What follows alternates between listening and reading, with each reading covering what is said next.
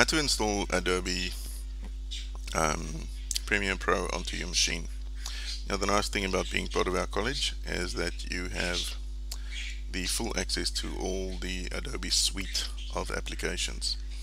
So you simply go into Google and then you search for Adobe. Okay, we go to adobe.com. Now, over here it's going to ask me when I want to sign in.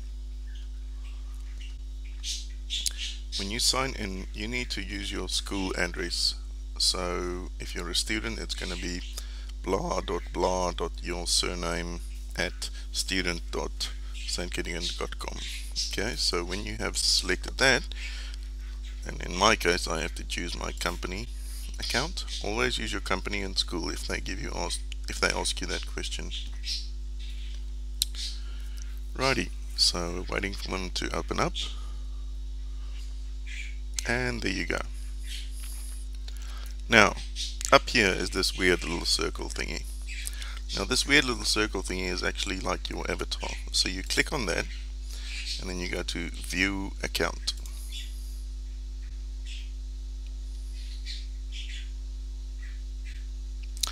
And then it talks about your plans, and then you can so View Plan. Now look here, you have desktop apps and you have lots of other apps. Now your desktop apps, we can go down here, and when you click on Premiere Pro, you can then download. So let's go to download.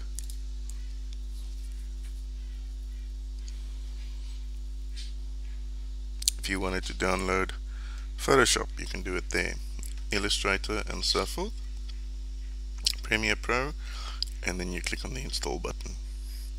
It will then save.